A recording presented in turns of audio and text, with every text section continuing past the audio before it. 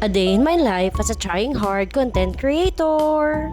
Hello guys! Bandang 4:30 nga ng hapon na makatulog ako nung Saturday kaya naman ito nagising ako pasado alas 6 na. Ang unang inintindi ko nga dyan is nagugutom talaga ako kaya bumili na lang kami ng inihaw sa labas. Dahil gabi nga ako nagising guys, iniisip ko dito kung paano ako makakatulog ngayon kasi nga iniiwasan ko talaga magpuyat. Kaya naman naisip ko na mabunood na lang ng movie habang nagmumukbang. Naubos ko na nga lahat ng pagkain ko at hindi pa tapos yung movie. Buti na lang guys at maya maya tumawag naman yung anak ko. Sabi ko nga sa kanya mag-hi naman sa inyo. Kaway ka muna. Hello po. Sabi mo na. Pagpasensyaan nyo na nga guys at manang-mana nga sa akin yan, mahiyain. Huwag kang kokontra, charis.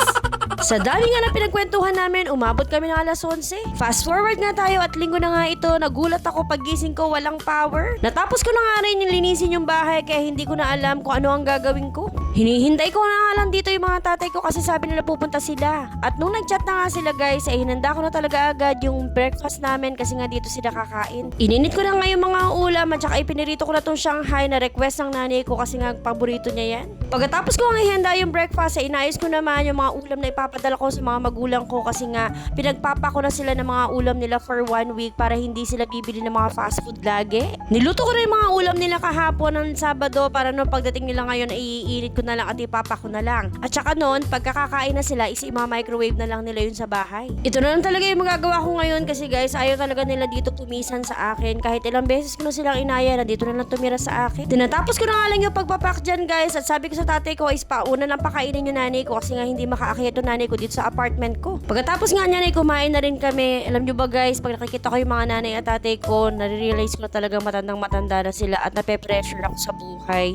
Nape-pressure ako in a sense na parang feeling ko kasi wala pa ako nabibigay para sa kanila. Alam niyo yung mga pangarap para sa kanila nung bata ako, hindi ko pa natutupad hanggang ngayon. Fast forward nga tayo guys, papunta na nga pala kami nito ng Samal. Nag-stop lang dito yung tatay ko kasi nang uuhaw daw siya. Tingnan naman guys, at hindi na nga ako nakapag-ayos kasi pag nagaya na nga yung nanay ko ay bawal nga yung matagal at magagalit siya. Medyo may edad na nga kasi yung nanay ko guys, kaya naman may kakulitan na talaga siya. Ang lagi ko sinasabi sa mga tatay ko at sa mga kapatid ko na talagang pagpasensya nila kasi wala namang iba magpapasensya kundi kami lang. Huminto nga lang kami saglit dyan and then dumiretso na nga kami sa mga kapatid ko. Nagkwentuhan nga lang kami ng konti and then chika-chika, syempre hindi mo awala and then kamustahan na rin. So yun lamang po for today's video. Kung hindi pa nga po pala kayo nakafollow sa akin, please follow me, PJ Marie. Thank you so much po.